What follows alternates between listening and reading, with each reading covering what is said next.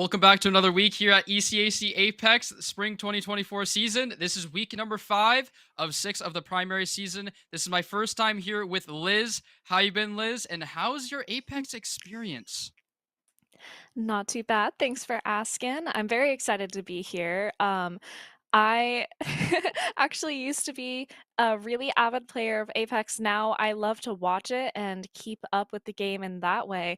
My favorite little anecdote about Apex is that back in the day, I actually bought the Founders Pack because I was so invested. So I have that beautiful Hemlock skin sitting very dustily in my Apex portal right now. I need to get back into the game, but I've really been enjoying following along with the collegiate play. So yeah, that's a little bit about my Apex experience.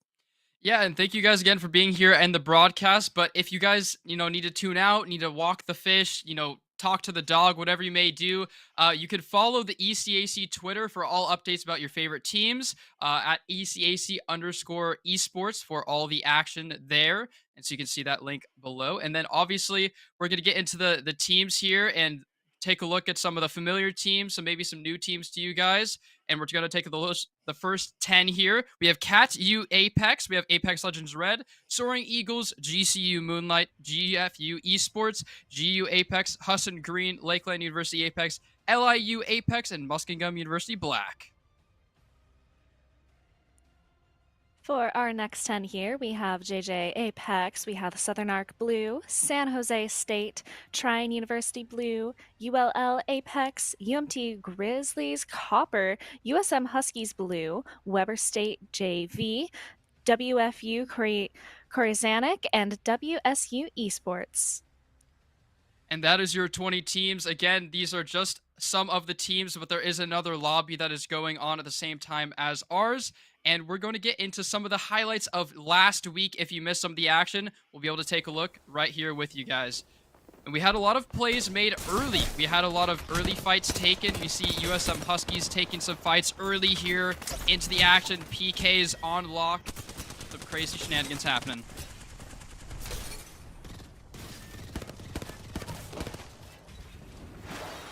Apex Legends Red also getting really anchored up here, and then some really good firing with this alternator. Team's getting a little bit too close to these wires. Had to push them out, get involved here. But overall, honestly, we saw a lot of teams taking early fights, like I mentioned, but also we saw some standout teams. We saw GFU, GCU Moonlight, typical in the top 4, kind of top 5 standings, and also Cat U Apex and San Jose State. Those teams have been on fire within confidence, rotations, all kinds of things, and I just can't wait to get into more action here again on the Storm Point map.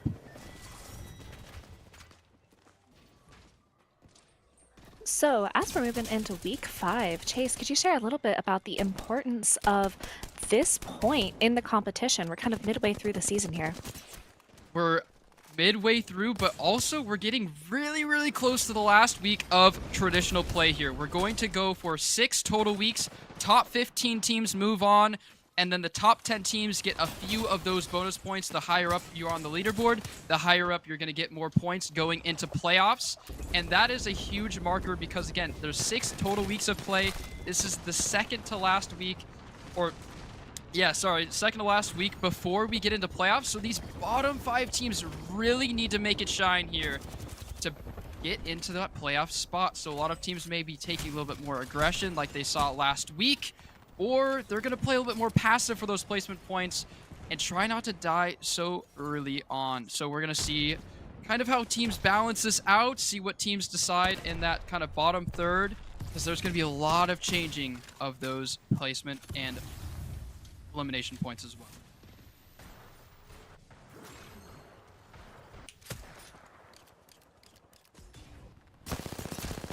So, as we move into this series, we'll be seeing the teams compete in 3 matches. What sort of strategies do you think one might implement in maybe the first match as opposed to the third match, or vice versa? I kind of say this quite consistently, and I love to talk about it. That first match is kind of getting out all those nooks and crannies of gameplay. You want to make sure you're getting a little bit aggressive and whatnot, and kind of get those those little jitters out of the way, if you will, and get that comfortable. And honestly, again, those first map, usually high eliminations, really end zone with maybe 5 or 6 teams left in the end zone. And then second map, you see a little bit more towards those placement points. And then third map, everything breaks loose. Anything is fair game for these teams. And you see a lot of the fun action happen in that map 3. So you guys got to stick around through to the end, because map number 3 is my personal favorite, where teams, you know, some desperation takes place, some confidence is just fully elite and lethal at that point in time. But overall, I cannot wait to get into the action as soon as we can. But again, San Jose State is just dominating right now. I will now say that San Jose State is one of my favorite teams to watch, especially with their confidence that they build up. And then we saw Ash as well being involved in this particular map of Stormpoint. And Ash is my favorite, you know, aggressor, attacker. I don't want to know, I don't remember the exact role name, but she's kind of like that duelist role, and it's really fun to watch them take space, use those snares aggressively, and keep those teams in awkward positioning. I can't wait to watch them.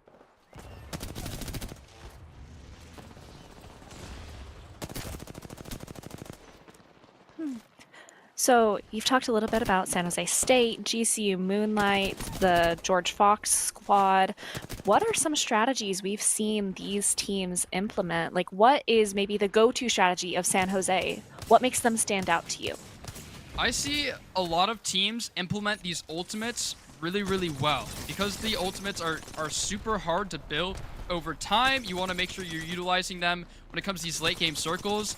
You know, one to maybe rotate, one to take an aggression, or sorry, take a fight. But overall, you're seeing the utilization, at least from GFU's squad, we've seen a lot, especially in this fight as well. We saw them take this fight with the Bloodhound ultimate alone, pop a bunch of smokes down, and then immediately use that Bangalore ultimate when they saw a team in that third-party positioning. That is a huge indicator that they're waiting for that third party. And so we're going to hopefully see that other teams utilize the same kind of strategy and not over ults. Yeah, that is some wonderful insight. Definitely something to keep an eye on as we move into these matches. And we're going to take a look at the map rotation again. The weeks have we seen and prior, and then what we have to look forward in the future. We have Stormpoint just this week, as you see with those beautiful red square box around there. And then we have next week being Olympus. We haven't seen it since week number 3. And so I'm excited to go back to Olympus just for that short period before we determine those top 15 teams. Again, Stormpoint is this week. It's my personal favorite map besides Kings Canyon. I've put way too many hours on that map. But overall, Stormpoint, it seems like a lot of teams at least play a little bit more fluidly. They're kind of building that confidence, especially it's now week 5. We've had some synergy built, a lot of those scrims happening, and also some consistencies amongst these teams that you can kind of pick up on and adapt to. Now we're going to take a look at the Stormpoint map, a beautiful sight to be seen. And overall, I again want to kind of reiterate that I'm kind of now rooting for San Jose State here, or at least predicting them taking this next map here. I am definitely also really interested in seeing how San Jose plays out, but I gotta say today, my prediction's gonna be Cat U. I think they've had a really strong showing throughout these past 4 weeks, and I think they're the team to watch today. I think those are both two very strong teams, but I cannot wait to see how the bottom 5 teams play out, especially because it's getting so ever close. The pressure's now applied. There's 2 weeks remaining to get your footing in a top 15 spot. They need to pick it up or try something new, some Hail Mary moments.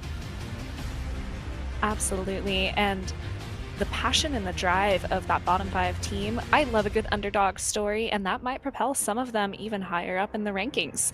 Anything could happen today. I am thrilled to get into these matches. And one thing to note, I forgot to mention it a little bit earlier, but the color coordination you saw on those 20 teams that went by just recently are the same colors they will have on that mega map that we go to quite consistently for rotations and all things. And you can sometimes see their gamer tags, but it's a little bit harder, so make sure to be watching for those color coordination, as that will be consistent through those 3 maps that we'll see today. And we will definitely call those out when we see them as well.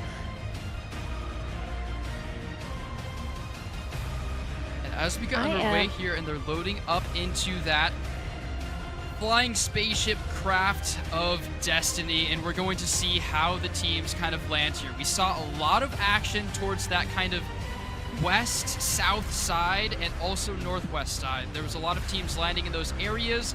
That's typically where those hot drops are, and also a lot of those scanning beacons for getting rotations. We saw specifically GFU and GCU Moonlight really utilizing those scanning beacons to be able to find where that next zone is and play those placement points ever so more. Like, just they were just able to utilize them a lot better than in previous weeks. We typically saw GCU Moonlight throughout the last 4 weeks really take those aggressive angles, take the action early, and build that confidence within those team fights. And now we're seeing GCU kind of swap with GFU, where they're kind of taking more fights on the GFU side and not prioritizing those placement points that got them into that top 3 spot. So maybe we'll see another swap around here, but overall, we see them loading into the lobby and dropping down as we speak.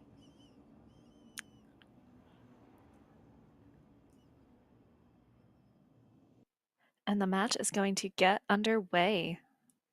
And you see those color coordination. Make sure to keep your eye on those, as later in the game, it'll be harder to read those gamer tags because they're going to be so close together that will be overlapping. Make sure to watch those slight color coordination there. And we see, again, like I mentioned, the west and the south side here very heavily dropped. But we see that big echo spot there at the bottom portion, south side of the map.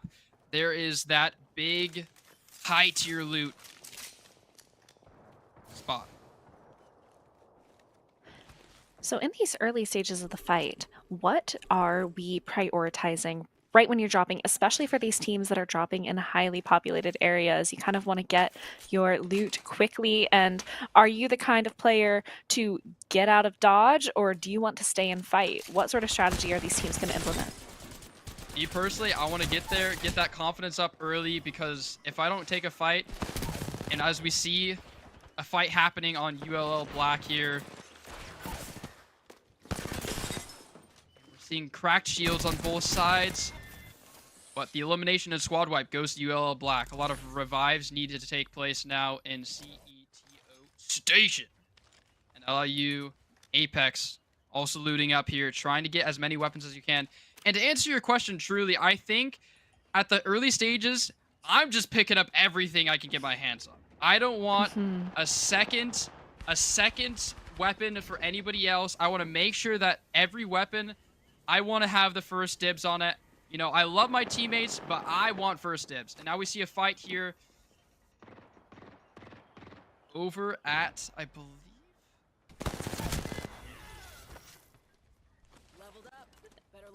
seeing OME winning, or 2v winning that fight against UM here. Apex Legends Red seems to have come out on top.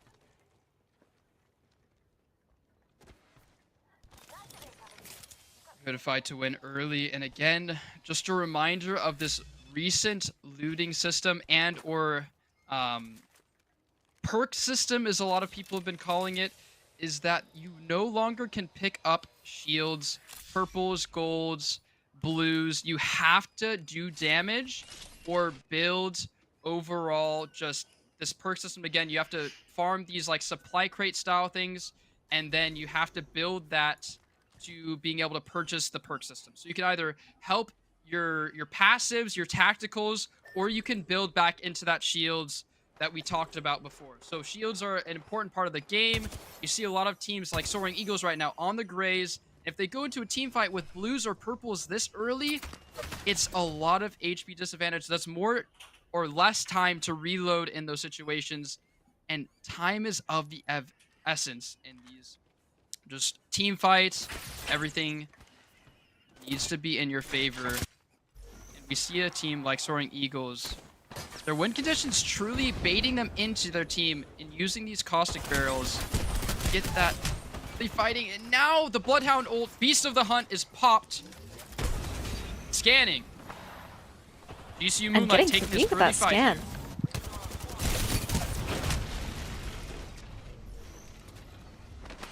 We see the revive come out on the side here. Bloodhound still on the hunt though with 12 seconds left on that ultimate. This is back to that GCU Moonlight style that I love to see. An early fight, and early just overall happiness that I'm seeing from GCU. This is their win condition, right? They want to take early fights, get that confidence up early, and then play for that survey beacon to get that map control and that map rotation happening. And right now, we see that team fight going.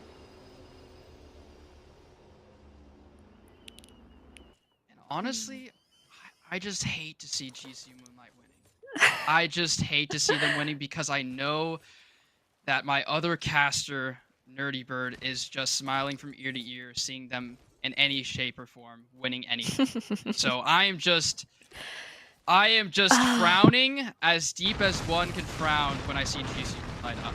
But now GFU, happy and healthy, taking a fight on random shadows here.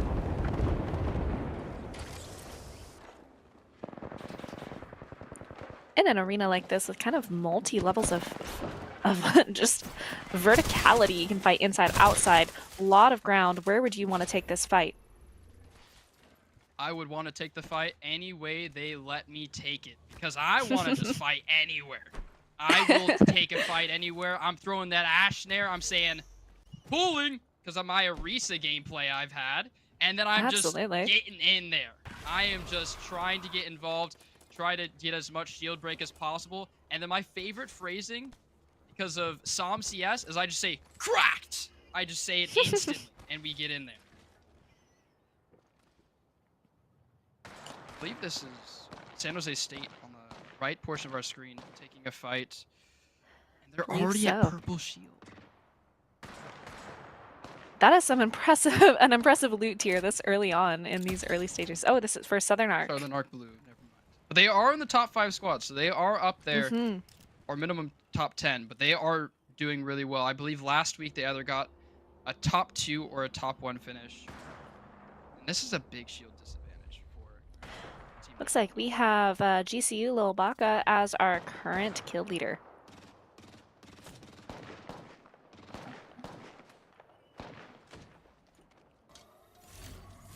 Now we have 13 squads left, 37 total players, maybe a reboot and ban because that was just a 35 just 2 seconds ago. Southern Arc Blue is using this Fuse utility passive here to try to get some damage, some Thermite tickage happening here. Arcstar's out as well, but there's 2 teams in this area. These 3 team fights are always just electric, seeing how these teams triangulate around each other. Apex Legends Red entering this fight, gonna push forward up towards Southern Arc.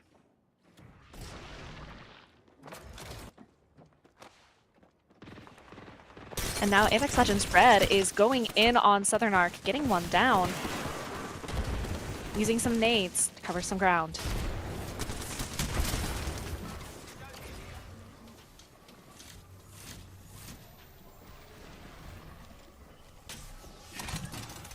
They're taking this fight, and they're ever so more low, and they know that another team is in the direct vicinity. So if they wrap up this fight too early without healing, they're going to get third party. The Apex strategy that everyone hates but is ever so familiar with.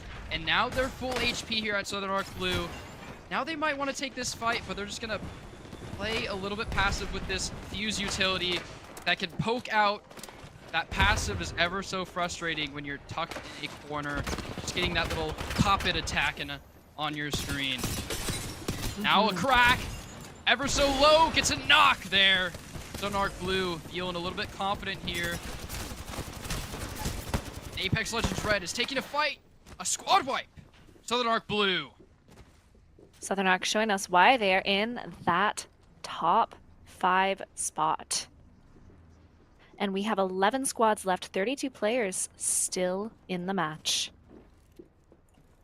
They are so close to another shield increase, and they're already at purple. Most teams are still at blue at this stage in the game, especially with the nerfing of shields as of late. But a third party is coming in to play, but luckily they got the shields before this engagement happened. Now they have to sustain here before they're too low. At least they're in zone for now, though. Southern Arc Blue taking a fight here. Apex Legends Red ever so low.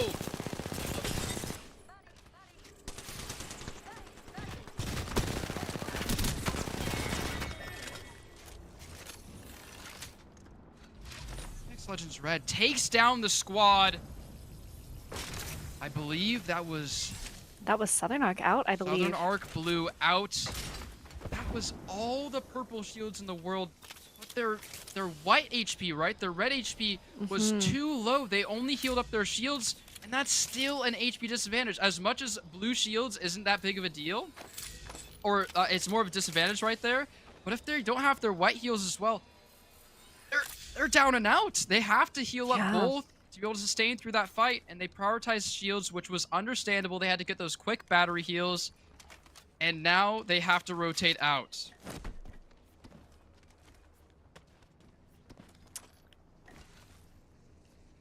So now we're watching. That's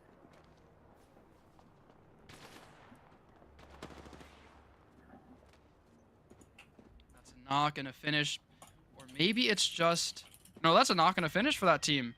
Wraith Portal's online as well. Quick work, but that's just a knock. So there's still a member of that squad remaining out and about, lurking around, trying to get those placement points again in this map number 1. Dawes and Shadow now have to still rotate here, though. The zone is getting ever so close to closing. Again, it is Core Sonic. One squad remaining. One member of their squad remaining.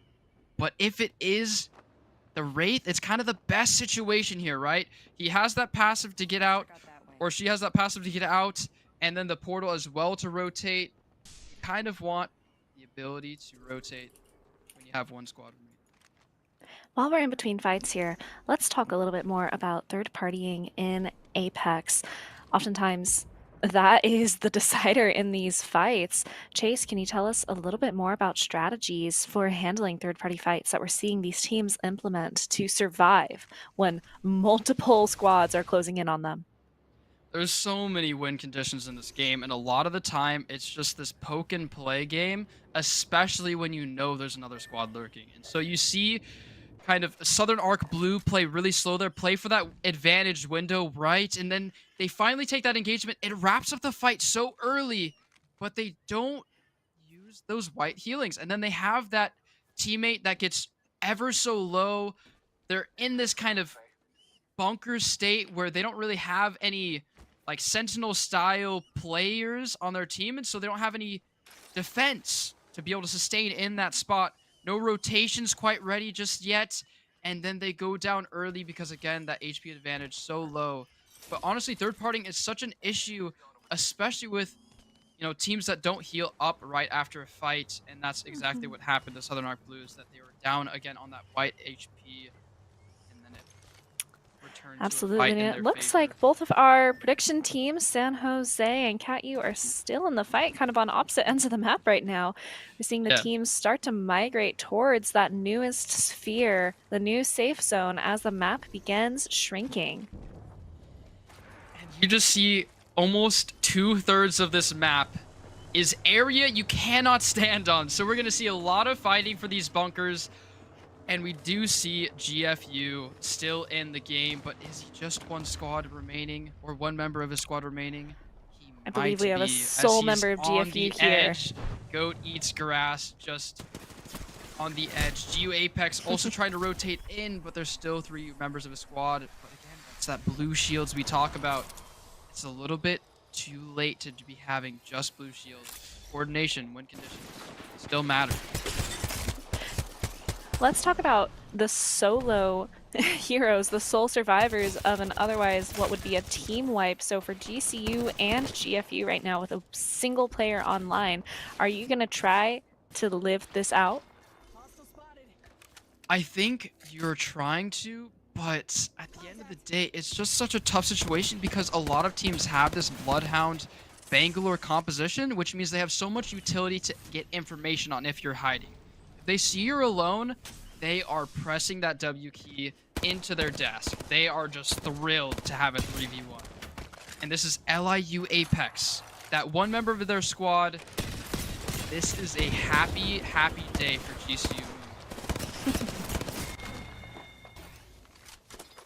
And GCU gets a knock. We are now at 8 squads, only 21 players still left online. GCU is just feeling it. They have 7 total eliminations for their squad, 8 squads remaining. They've had so many early engagements, 2, I believe, full squad wipes, and 1. You know, they got additional kill in there somewhere. But overall, I mean, we're seeing this confidence from GCU Moonlight early. They've had too many second places. They ought to finally get a first place. At least give me a satisfaction of Nerdy Bird not witnessing the win.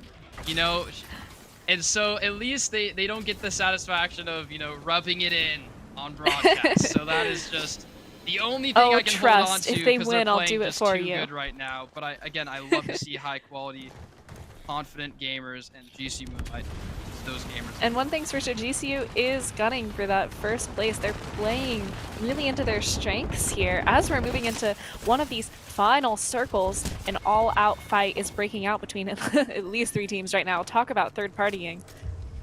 Yeah, potential third party here, but they have these shield swap potentials with these crates they just put up on the ground. Weber State JV, though, gets a knocked player on their team, and this is so much confidence now built up.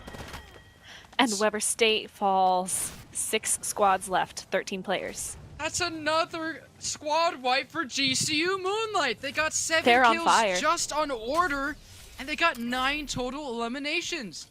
They are feeling it. They're gonna try to get their white heels up, GCU is still holding the kill leader title as well. Now we're cutting over to GFU Goat over here, hiding in a corner just outside of the ring. As cool as Bloodhound looks with all of his cosmetics, he is cowering in fear in this corner, and it is just not the sight to be seen. But overall, again, UL Black still in this lobby. GCU Moonlight potentially on par for their first victory here in week number 5. If this is the week to do it, it ought to be this week, if not at least next week. But they're still in the top 5 nonetheless, still doing work every week.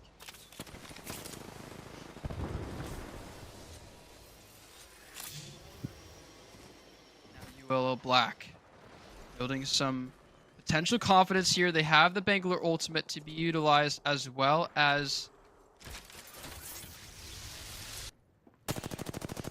we are inching ever closer to our final circle, and what a strange one it is. Kind of some elevation here with the cliffs on the bottom side of that final circle, and then a lot of hillside. It means, in my opinion, whichever team gets there first and sets up on the high ground like Muskingum has right now is gonna have a much easier time of things. Oh, but I think I've jinxed them because 1 has fallen.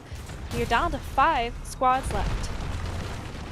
they almost get a pick there. The 2-man squad trying to get something happening there, and then they get the enemy combatant there to 1 HP, but not quite a knock, and he gets knocked in the process. GCU Moonlight now down to 2 members, but they have a decent positioning with this ultimate shield barrier here, trying to get some scan information from Order, and they are still the kill leader in this lobby. Now 8 eliminations. Whew.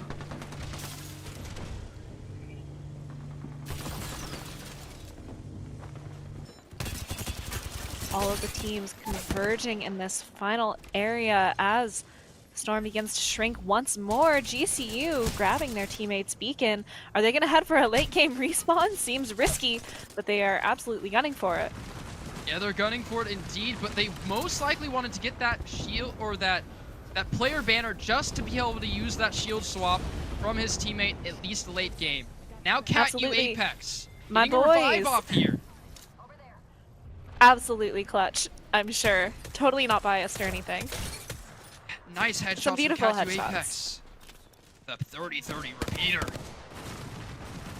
DCU still in the game, holding down their position inside this ship.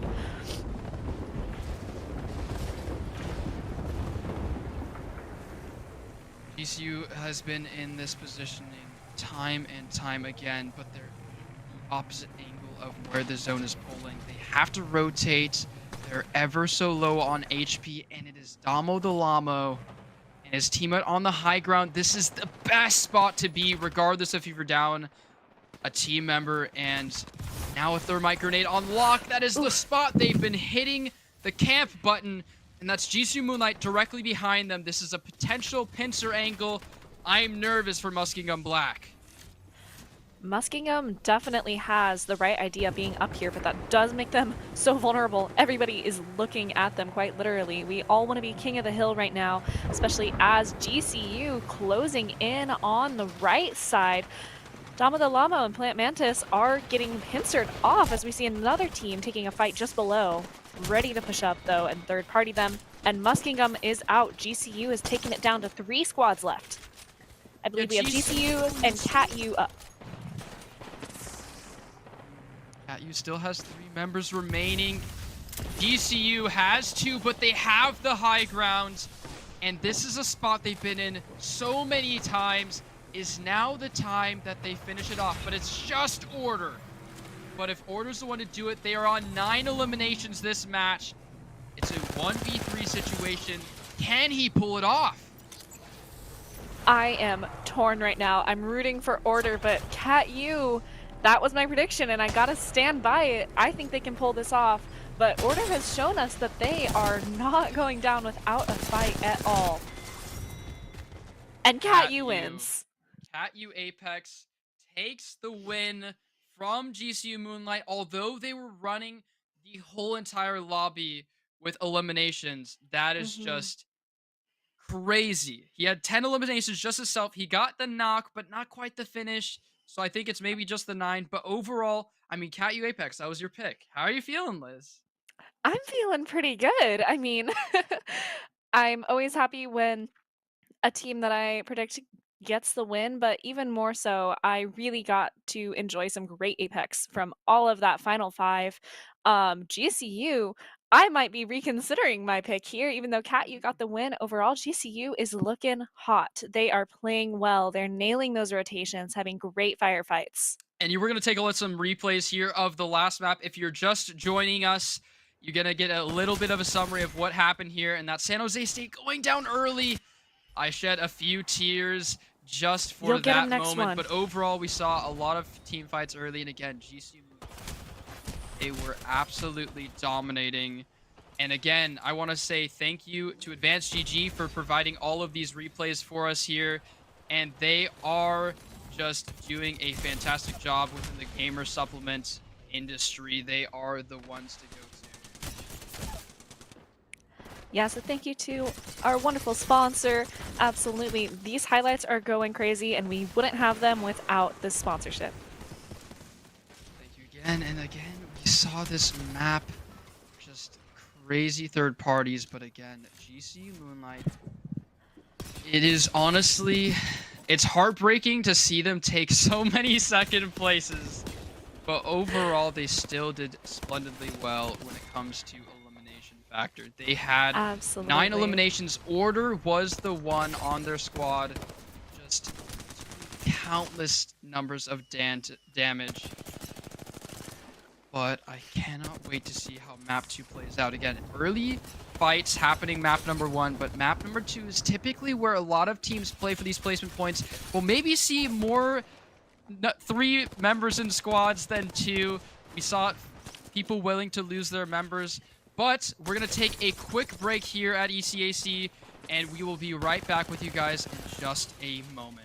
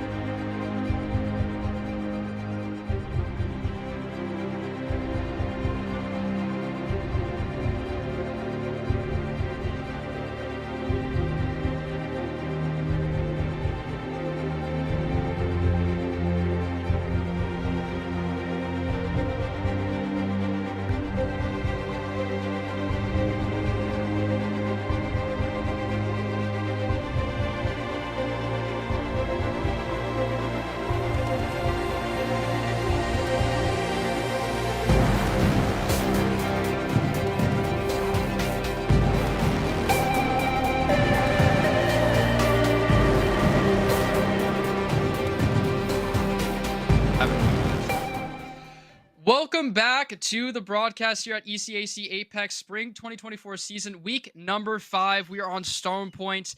This is, again, my favorite map. I cannot wait to get into map number 2 here of 3 here at ECAC. I cannot wait to take a look at some results here with you, Liz. I just love this portion to be able to see kind of how the teams have been playing out. And again, we want to look at those bottom 5 teams, as the next 2 weeks are an indicator if they will move on to the next set of matches. So from the bottom to the top, we have Hassan Green, Soaring Eagles, USM Huskies Blue, UMT Grizz Copper, Trine University Blue, GU Apex, JJ Apex, LIU Apex, Lakeland University Apex, and Apex Legends Red.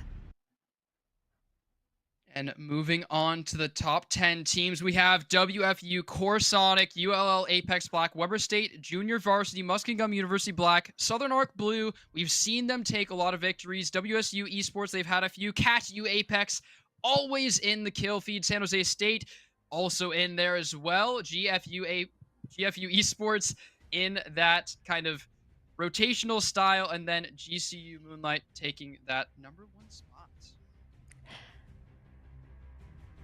I just love seeing those point breakdowns.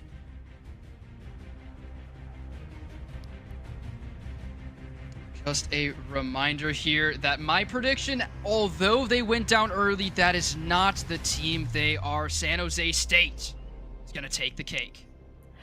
You are still a believer, and I admire your optimism, but I am still rocking with Cat U Apex, the winners of the first round.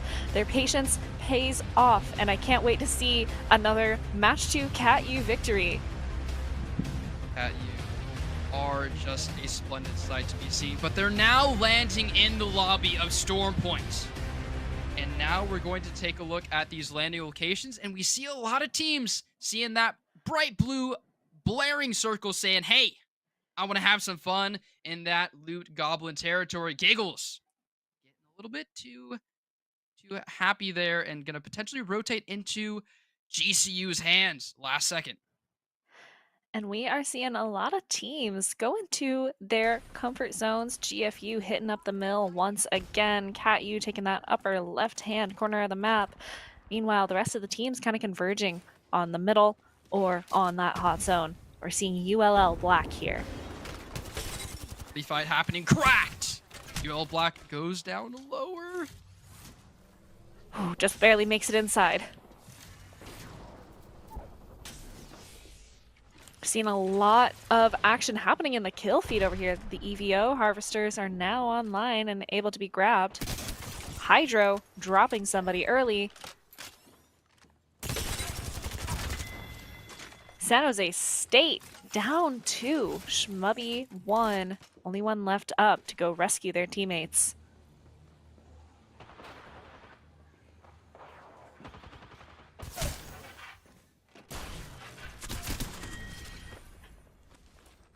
And ULL may be out early here. One left alive, just like San Jose State. San Jose gonna maybe go for a finisher here. Absolutely, Shmubby getting that finisher.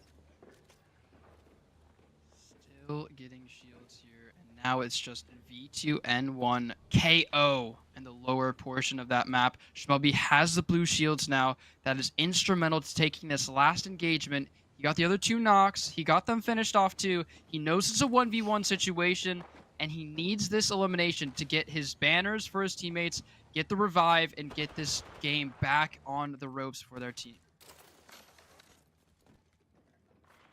KO is going to be moving up into the center space here, hoping to hunt down, grabbing a banner for Russian Turkey and Hydro.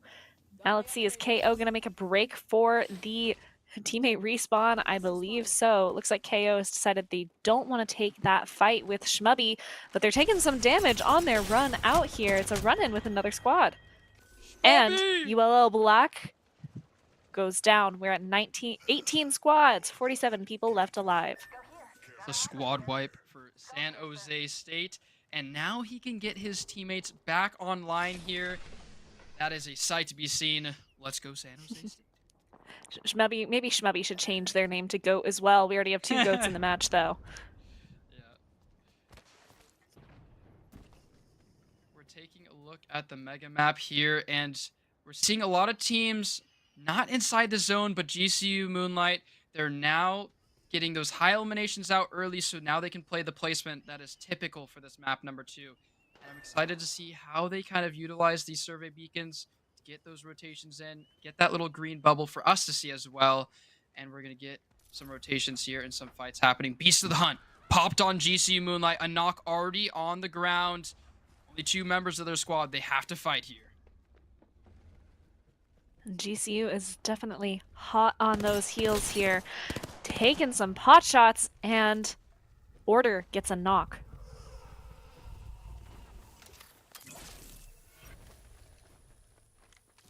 Cracked shields for sure. Still on the Blazer trail of this team. And he finally gets the pick onto Giggles. That was that team we saw early.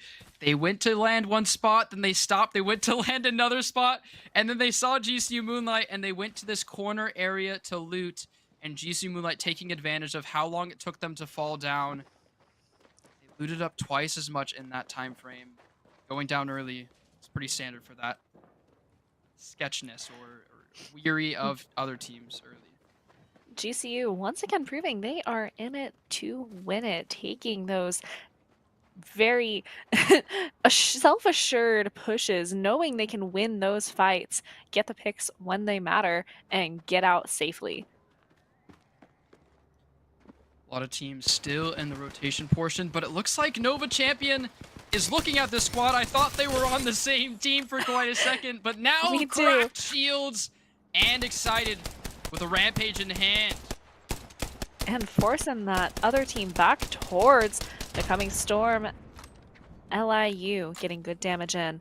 We're at 17 squads, 46 players left. LIU is determined to take this fight here. At least push them But the out storm, of course, zone. takes precedence.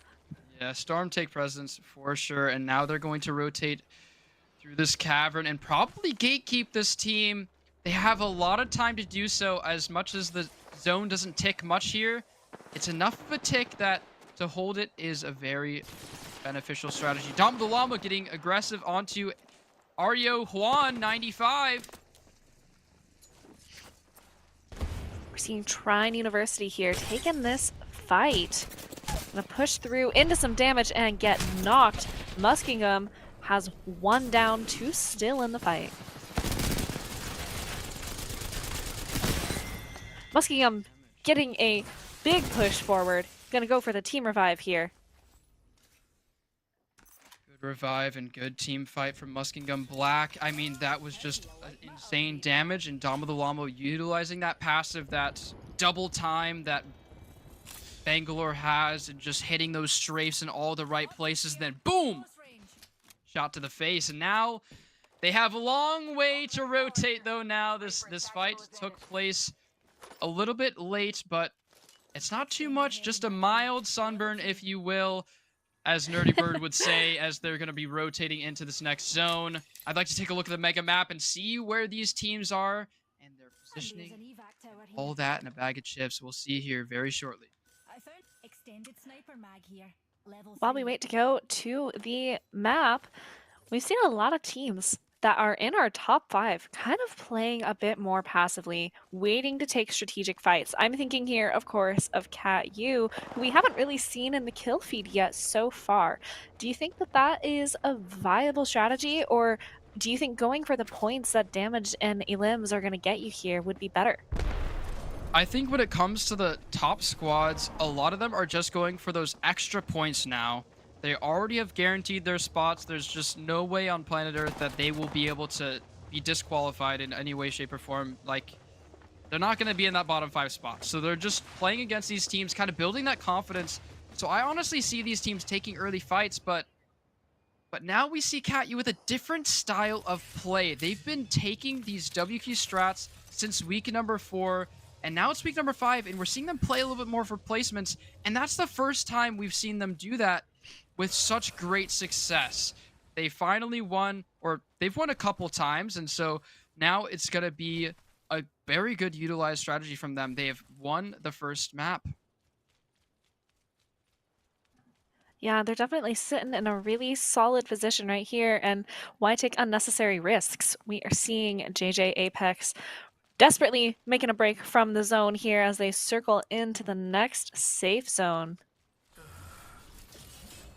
We are still at 15 squads and 40 players with a nice slow middle period here. Each team really taking their time, positioning well. San Jose State, Chase's favorite, of course, making a move on. See potentially another team up here. Yeah, they were crafting up a little bit there, getting some more ammo, I would assume. Trying to find some more potential batteries before they go into this last closing zone. But they're fairly good on loot, as I can see. They're just trying to play zone. They probably have a little bit more information on where this next green zone is going to appear before they scan for it. And we have a lot of teams rotating in from the north side. They're going to go right into Plant Mantis. And this is going to be a sight to be seen. Also on the east side, though, Capped Falcon and the Old 8th, their teams are battling it out. So we can see here, we actually have what looks like 4 different teams moving in the same area, all converging on one another here. It is George Fox and San Jose State up in the top left. Antenna fighting, or it's Antenna. They're fighting here now, trying to maintain this high ground positioning, just a strong spot, especially when you have a lot of ammo like San Jose State does. These are the 2 teams I've been predicting since week 1. San Jose State, strong showing in eliminations, and GFU, strong in placements. And those 2 strategies don't mix very well as they're in the same spot. We'll see if San Jose State decides to take this fight on their lower ground combatants and GU Apex in a tough spot on rotations. GU seems to have decided they do not want to mess with San Jose or GFU right now. They're going to rotate out of the way. A fair strategy as there is a lot of damage raining down from San Jose, still holding that high ground. Seeing Hoop Dreams here, needing to make a push to catch up with Board Abuse and Kraber Hater. We are at 13 squads left. GFU taking a fight here with Yeti.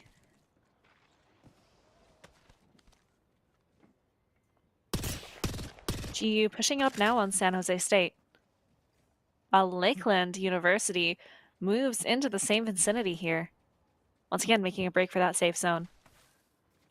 Only the last member of his squad, and he is rotating, fingers crossed, not into another team, as these placement points are ever so more important for Lakeland University. I believe they're sitting in the more of the bottom 10 players. And GU Apex are not the best spot, but they do have this Wraith portal to be able to utilize on this rotation, ignoring both San Jose State and GFU in this big antenna building. But they rotate right into a team. Now the ultimate online for Kraber Hater. Meanwhile, Hoop Dreams down. It's a 2v3 right now.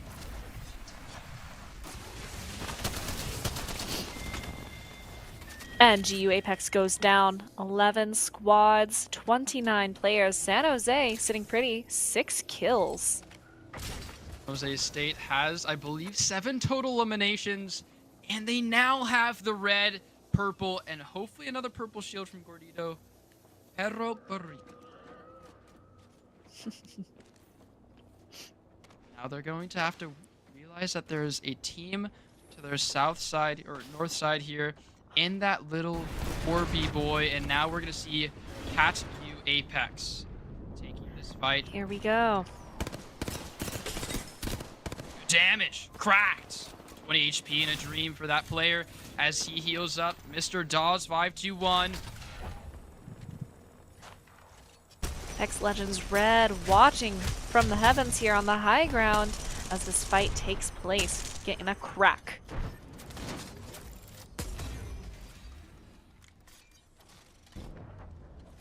Num utilizing that conduit ultimate to stun and just annoy the enemy players as they're rotating in here, and that's a sentinel in the hands of Fresh Shizo.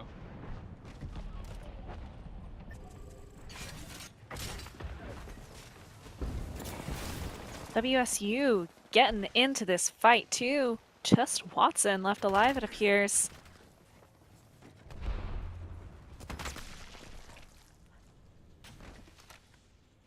Apex Legends Red still holding down that high ground.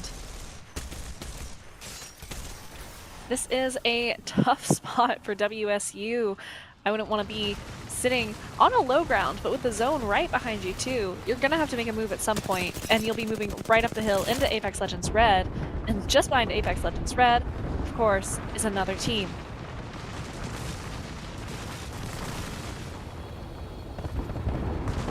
And we see Wazoo here in the late game, but we haven't seen them for quite some time until recently, getting a little bit more in that top placement points. They did start, I believe, week 1, map number 2 with a victory early on. And now they're going to be alive and well, trying to get some fights in here. And Apex Legends Red in a strong sight lines towards these North combatants rotating in, but the shots aren't quite hitting for now. Once again, Apex Legends Red, I believe, is in our bottom 10, but still putting on a strong showing here. Southern Arc and Cat U taking a fight. Southern Arc Blue ever so confident here as they've been in the top, I believe, 8 for quite some time. But low HP on the white heals from It Wasn't Me. He's going to have to get some healing done here as his team takes some pick damage onto Kern of Kettle on their east quadrant. They're going to have to deal with this team. Although they have blue shields, they could get a 3-on-1 action. Call a 3-2-1 on Tox here as he's kind of in this awkward spot. So nervous for them because they were so close. Only 5 squads remaining, 14 total players.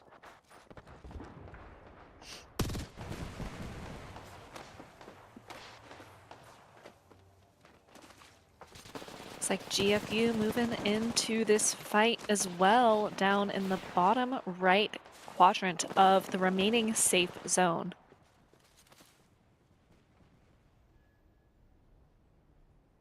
It is a very ever so small zone, and I'm nervous for all these players as I'm not seeing a lot of natural cover or even artificial cover with these buildings. They need to figure out how they're going to push Southern Arc Blue off this high ground as they have these spots. Capital THD, these spots. I am so nervous for this team as all eyes are on them on this high ground spot. I think we should go here. Southern Arc definitely has a very defensible position, but a vulnerable one too, because you're absolutely right, Chase. Everyone is looking at them, and everybody wants to dethrone them. We all want to be up here on this high ground, ready to take a really strong position here.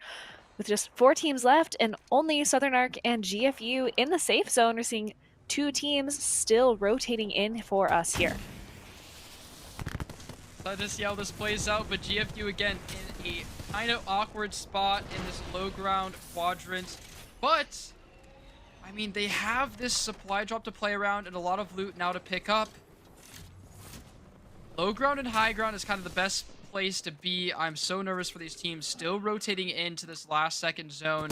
This is a lot of natural cover for GFU. Muskingum Black having to rotate in, 1 team behind them, 2 teams staring at them from both low and high ground. They have to play in between these 2 teams. Maybe an engagement with this Bangalore ultimate is the cake, the cherry on top of it to be able to utilize. Now some GFU rotations coming in here. TK64 a little bit low.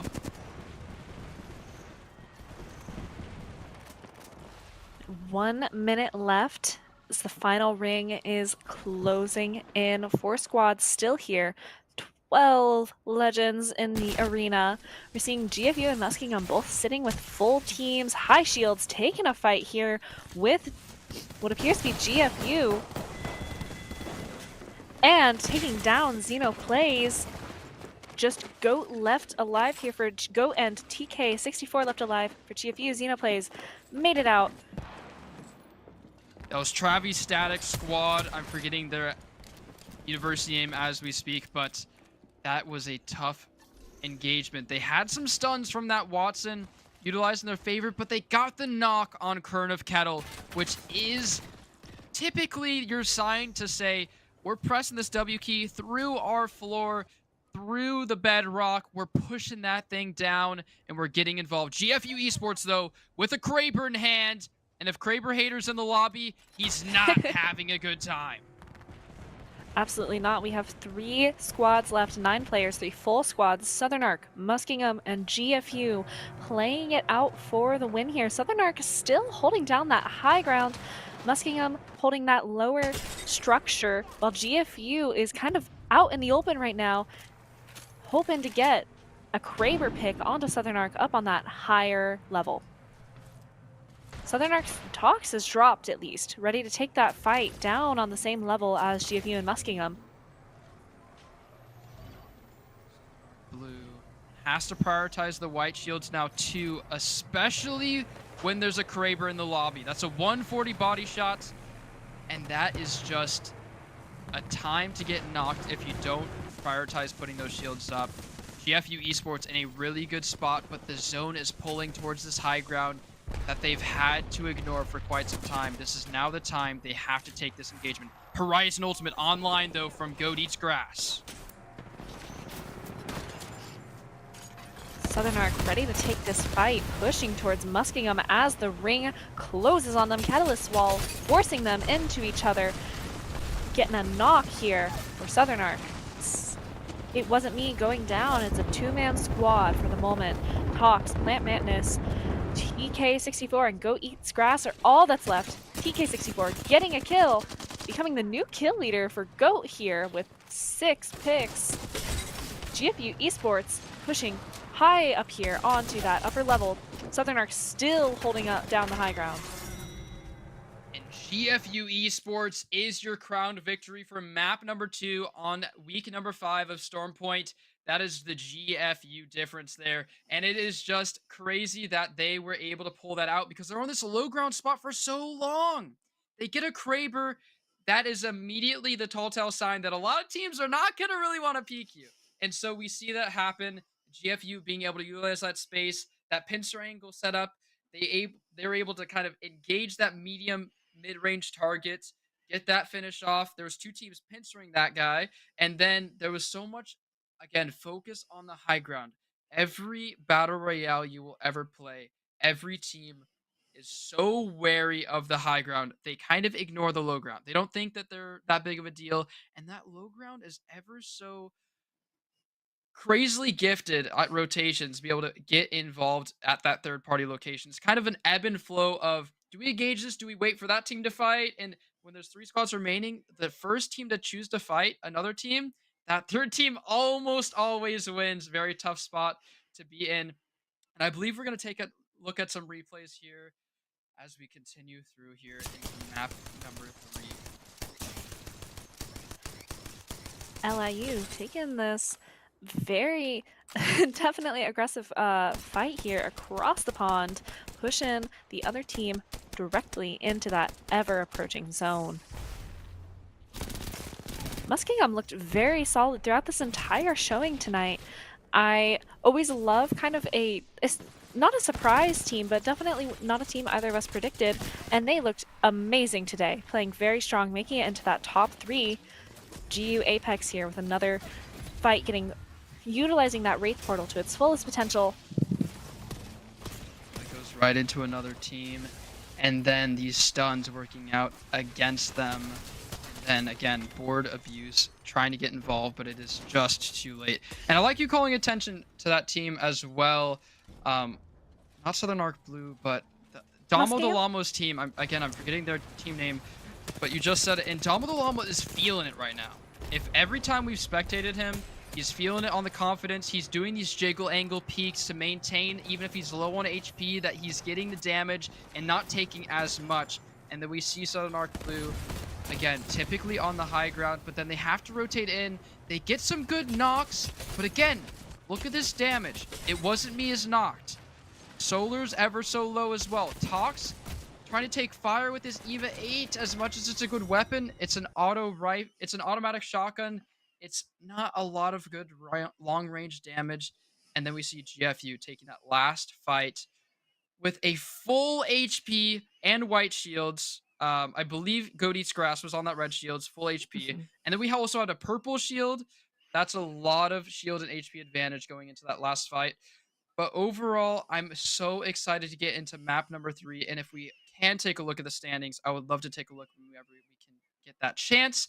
But overall, I mean, I'm just seeing a lot of confidence from every team now. They've gotten a lot of their jitters out on map number 1. Map number 2, we saw some teams, again, I don't necessarily call it a dark horse or an underdog story, right? But we're seeing teams that we haven't seen in the top 5 in the top 5 now. They're building that confidence. They know how other teams play. They can start building that confidence again. And we've seen these teams now put a lot of time in the range as well. They are hitting these Mhm. shots when it comes down to it and when it matters most. And it's amazing to see here at ECAC.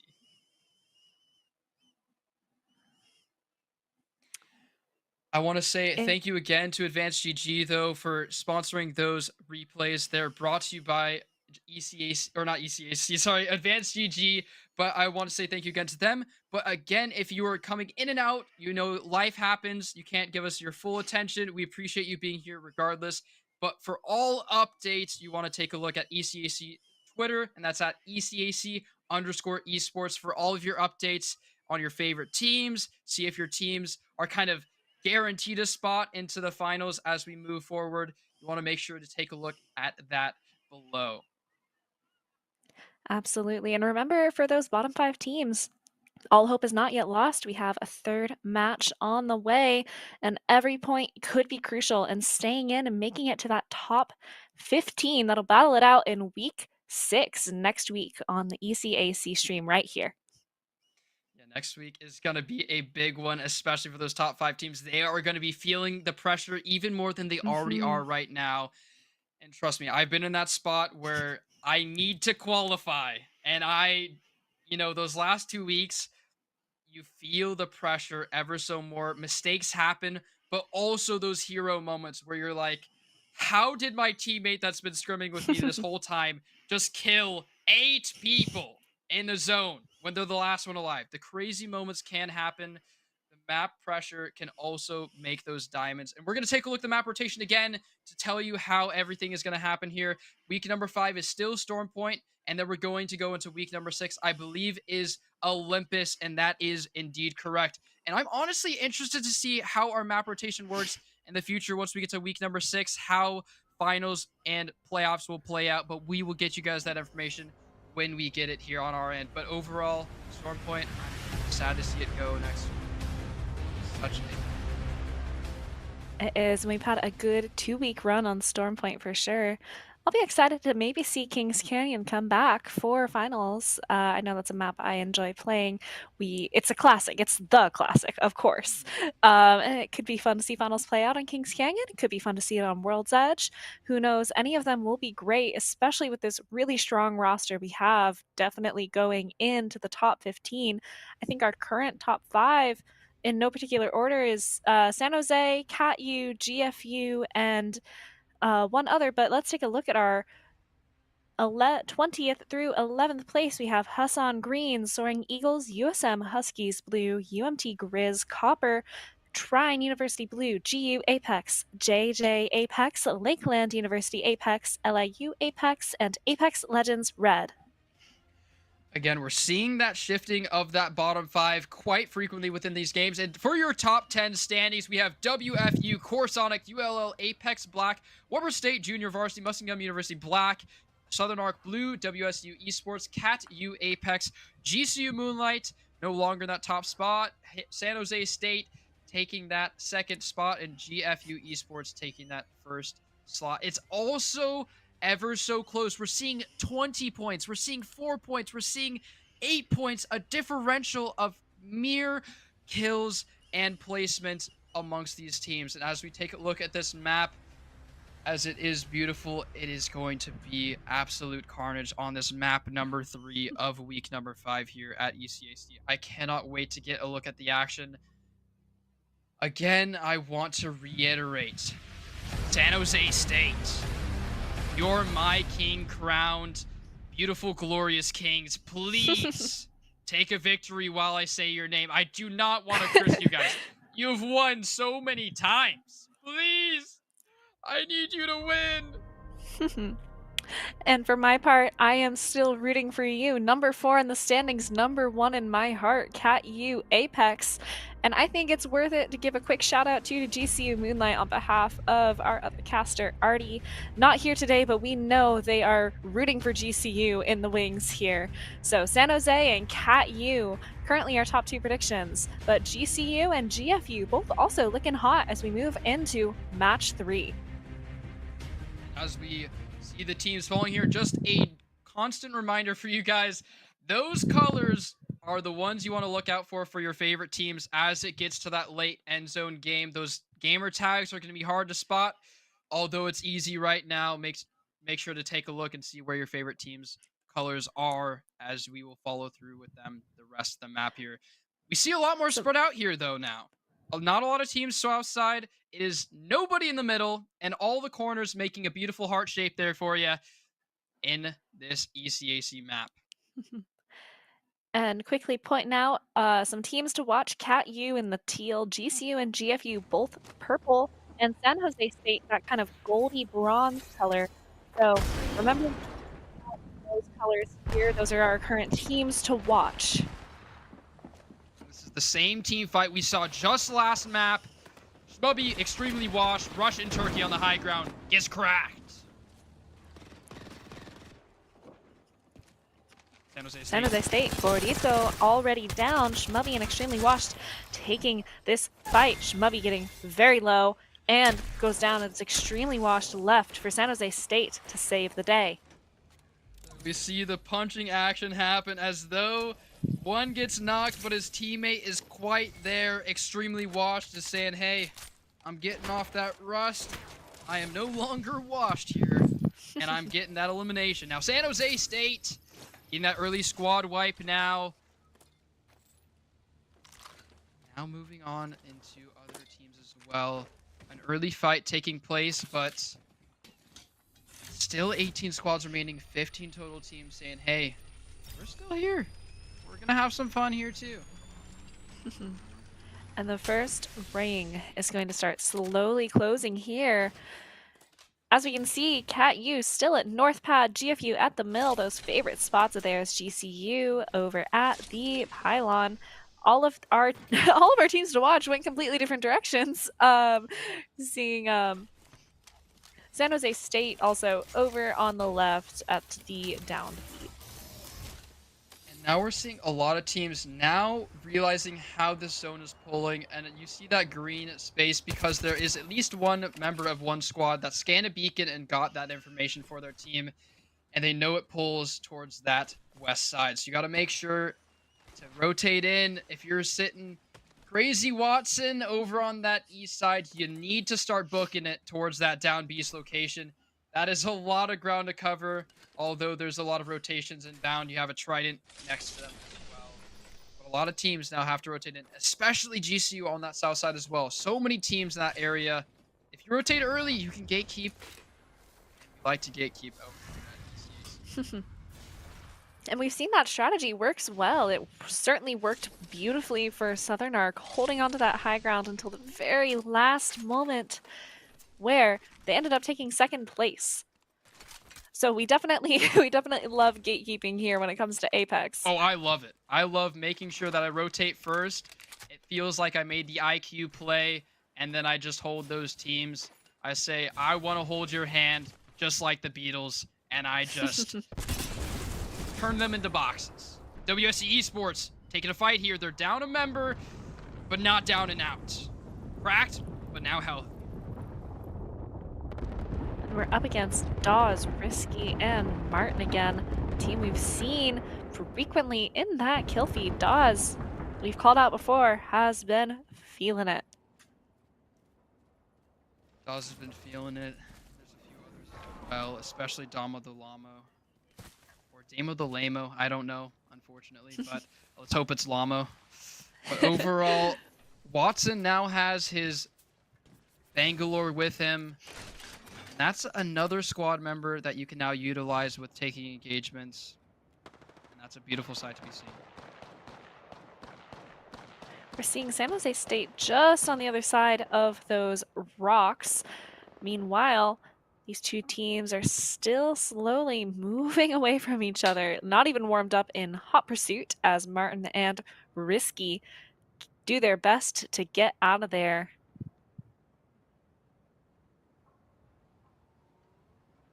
Doing their best to rotate.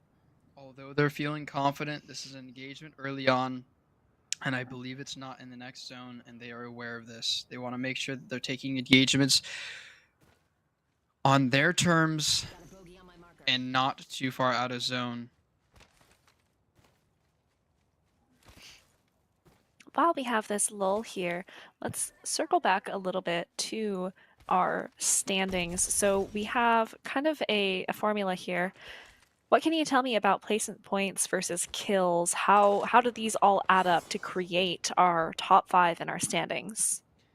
I think, at least the way that I played Battle Royales back in the day, I just love those scrumptious elimination points. But at the end of the day, what is consistent is those placement points. So if you're going for consistency, those placement points are always guaranteed. Playing for those top positioning spots are definitely ideal for these teams, especially if you're in those bottom 10 teams. A lot of the time, what's separating you from getting those points is just mere rotations and playing those survey beacons just a little bit better. And so I hope to see that from, again, those teams. But again, eliminations are so... It makes you feel like you did something. The placements are just positioning. It doesn't feel as ideal or fun. But again, now we see the zone absolutely very soon pulling towards this west side and GFU in a good spot, but there's not a lot of natural cover. But this is right where they landed, right? They landed at the mill. They know that spot is completely looted. That's all their happy days, moments. Now they're going to look to get some eliminations and build these shields up, because Gray this late is not going to be good. But again, there's still 16 squads remaining. A lot of potential to build those up.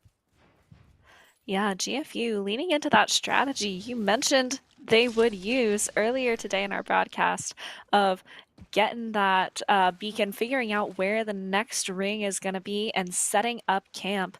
And that's one of the really neat things about how our placements are calculated, is it really allows for teams with different play styles to shine. So our teams like CAT-U and GCU that are going for kills and getting elimination points are also contending with teams that are going to prioritize good positioning, like GFU, getting into the proper spot, setting up camp, taking control of the environment.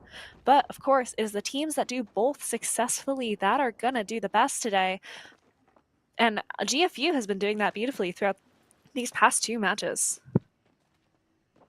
They're doing well indeed, but overall, I honestly want to see more of this San Jose State roster. They are just... you know, they are a boy band. They are in sync right here. They are just everything you could dream of when it comes to positioning, early fights, and just confidence when it comes to these engagements. And you see the same thing with CAT-U. You see the same thing with GCU Moonlight.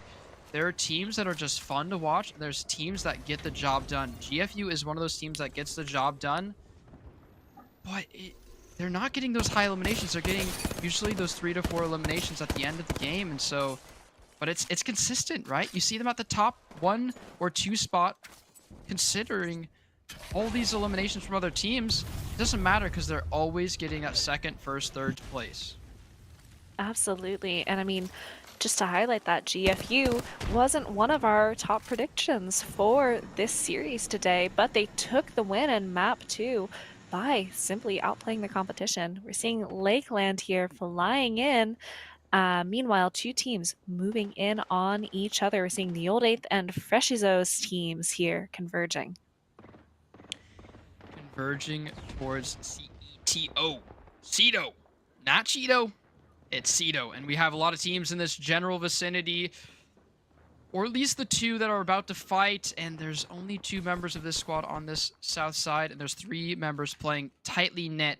And this is the time where you want to play close to your team, as pincer angles can happen. You want to make sure that you're healing while the other teams are fighting if you need it. And so it's this ebb and flow of pull and release, catch and release, and Corsonic is on the high ground. And as we've seen, the high ground is really the favorable position when it comes to Apex play. Once again, we saw Southern Arc utilize that to great success last round. So now Corsonic is in a really solid spot with the other team trapped below. Another team just on the horizon. Maybe we'll see a third party here. We're seeing the team emo and say, hey, come right here. Hey, right here, right here. And it's because they have that ability to utilize those shields and that sentinel style nature of that run and gun, minigun style. And you're just saying, hey, come right here. I don't want to fight you up there. Come to my shields. Because they also have that ability to shoot through those shields and do more damage and utilize that pressure. And we're seeing Corsonic say, no can do, brother. We gotta enjoy our high ground here. Beautiful scenery and beautiful pick damage on these rotation teams. Yeah, Corsonic absolutely nailing down their mental game. They said, we're not going to fall for that tactic today. Meanwhile, we're seeing San Jose State taking a fight indoors here. Just right by the ring as it's about to close in. Kraber Hater, Board Abuse, and Hoop Dreams going to be bailing out while 2 teams battle it out just below them. Yeah, extremely washed. Shubby. Both have the purple shields, but it looks like they just have 2 members of their squad remaining. Gordito, Bonito. Sorry, I thought it was Burrito. That's my bad. Bonito is down and out. You could craft the banner and rotate out, but you do have the shield advantage. The numbers advantage is ever so slightly in the favor of the other team. Trying to take these crack shots and try to get involved here. Get an early crack and maybe take advantage of it, or just get out. But that mobile supply, being able to rotate that team out, so they don't have to worry about the third party anymore. But they're on this top hill as well, so they know they can't fight without a huge advantage in favor of San Jose State. San Jose taking some creative angles here, peeking through cracks in the geometry to see where they can spot their enemies going. Meanwhile, it looks like Kraber Hater, Board Abuse, and Hoop Dreams have crashed into 2 other squads here, with Shmubby and Cat Yu getting into the action. Cat Yu getting involved, and we're seeing an interesting pick. I haven't seen a Mirage player for quite some time, so I love that guy. Bam to the boozle. Love him. Absolutely. And that is one of the many fun things about collegiate play is we can say meta shmeta, play who you want to play. I love seeing a Mirage player in Season 20. It is so great, even though maybe the hero itself is not. We're seeing an engagement here from San Jose State, another squad in the vicinity, and GFU is on the third-party angles. They're just waiting out to see some boxes on the ground or some knockdown shields saying, hey, how's it going?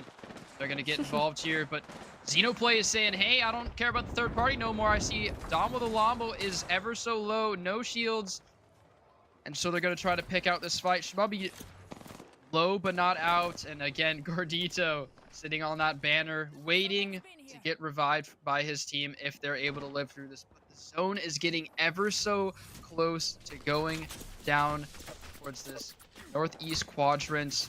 There's 9 squads left, 24 players, and they're low on shields. San Jose in a tough spot here. GFU said, we can third party them later. They're going to go ahead and rotate away from this fight.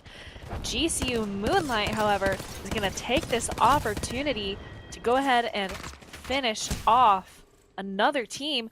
As a reminder, we're at 9 squads, 24 players left alive. GCU holding down this high ground here.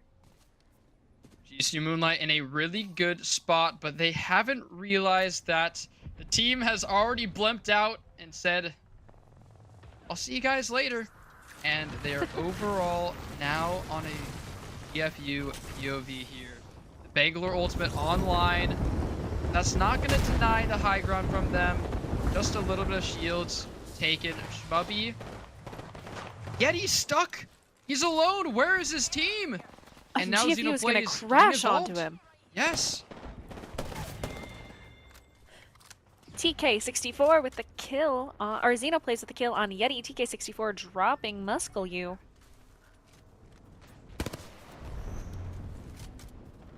Xenoplays has been bamboozled.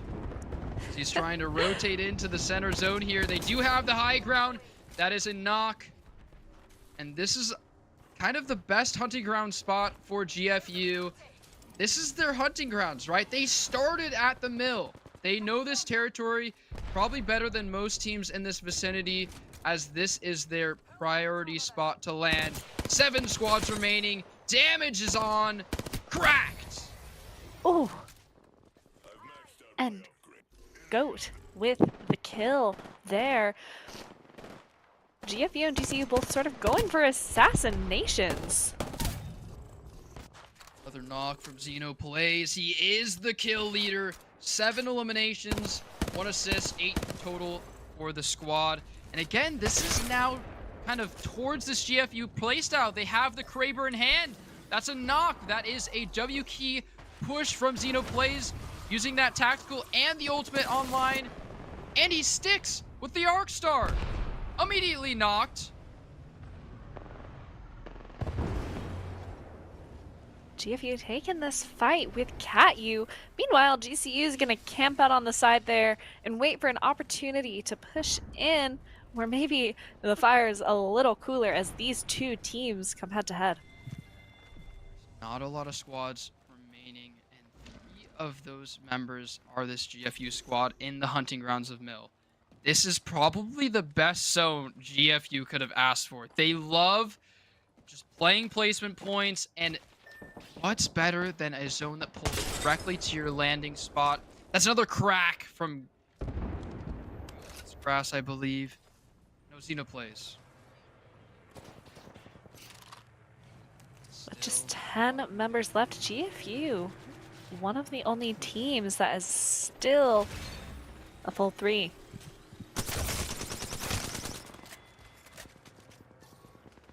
GFU ready to move in and take this fight here. GCU jumping down to kind of pincer them off. Looks like CatU, unfortunately, out of the fight here.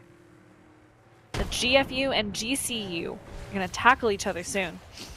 Arcstar is coming online, and that Horizon ultimate is pulling them in.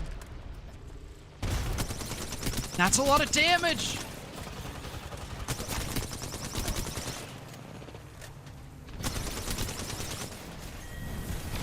GCU going down is now a 3-on-3 action to this final circle.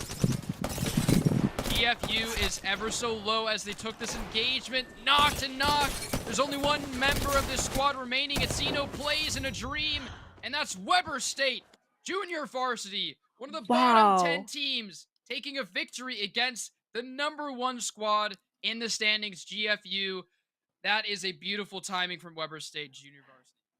A true dark horse moment. Like you said, bottom 5 team playing that beautifully, waiting for GFU and GCU to tire themselves out before coming in and winning the round.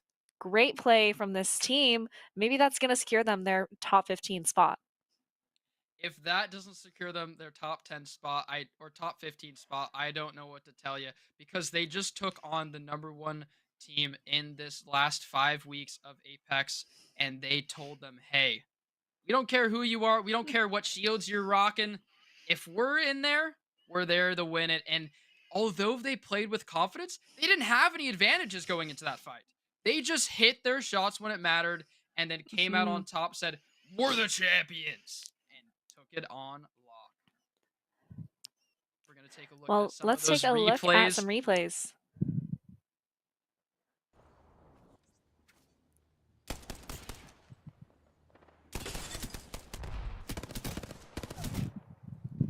GCU Moonlight, again, absolutely on fire throughout all three of these matches. I believe they were top 5 for sure in every single match.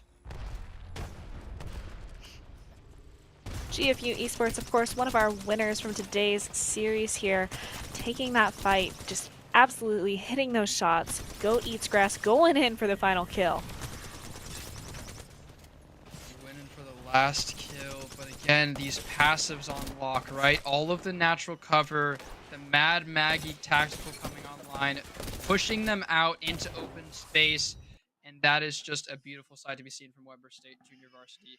They, not to say they finally pulled it off, but they finally pulled it off. They were playing really good placement points overall, but these engagements weren't in their favor, or they weren't feeling confident when they got into those engagements. And we see Weber State Junior Varsity take the cake, cherry on top, delicious meal, beautiful sight to be seen. Again, that Maggie passive was the absolute perfect positioning. Two players from GFU were trying to hide in that spot, and they got pushed out. That little flare going, and then boom, dead.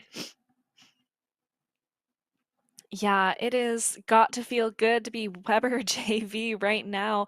With the top 5, it almost you start to expect wins from these teams that are consistently putting out really solid performances. So it feels that much better when you are able to come in from the bottom 5 and again dominate the first seed in the lobby. So absolute props to Weber JV for a great way to round out our matches tonight. And again, you could say that for any squad, right? Weber State Mhm. Junior Varsity pulled it off in this match, but that gives so much hope to all the, quote unquote little guys out there, right? You see all those teams that are in the bottom percentage, and they're just getting a little bit less and less confidence as we progress through these weeks, especially. And so you're seeing those teams finally kind of, for each other say, hey, we're in the bottom 5, but we all can do this, man. And so we see Mhm. GFU, get taken down. That's a sight to be seen. And now we're going to see a lot of shifting of confidence in these lower bracket players. Week number 6, we cannot wait to get into that. Yeah, so much of this comes down to your mental fortitude when you're competing in a collegiate sport like this. At the end of the day, you can't let it get to you because even if you're in the bottom 5, you're still in the top 20, which is a pretty impressive showing no matter what. So, absolutely great work to all of these teams today. And thank you again to our wonderful sponsors. I believe we'll take a look at the standings one last time as a quick update. And then again, if you aren't able to be here, make sure to check out ECAC's Twitter to get these same rankings. And to start from bottom to top, we have Husson Green in the 20, Soaring Eagles 19, USM Huskies blue, UMT Grizz Copper, Trine University blue, GU Apex, JJ Apex, LIU Apex, Lakeland University Apex, and ULL Apex black in those bottom 10 spots.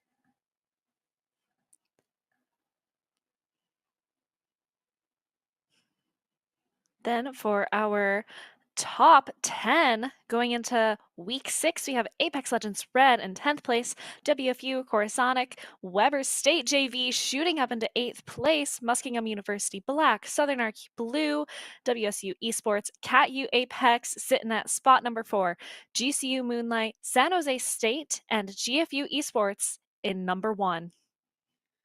We're seeing a lot of these teams shift. Every single spot is just, at least within the top 15, it's just more points going into playoffs, and that is huge. A lot of these teams, the pressure can sometimes get to them when they have that, I'm the number 1 seed in the lobby, I'm the number 2 seed in the lobby. And a lot of upsets happen because they either have too much confidence going into this playoff situation, or they just rely on those points a little bit too much. So we're going to see a lot of shifting in this next week, especially. Make sure to tune in next week for week number 6 on Map Olympus. I cannot wait to get into it and see how these teams play out. If the pressure crushes them or they rise to the challenge like Weber State Junior Varsity showed all those teams up tonight. I can't wait to look at it. And as we close out here at ECAC Apex Legends Spring 2024 season, we want to thank you guys again for tuning in. And again, all those replays were brought to you by Advanced GG. But again, if you missed anything, if you want any updates on points, if we have any clips that we post from these, they will be on the ECAC Twitter. Thanks again for watching, and we'll see you guys next week.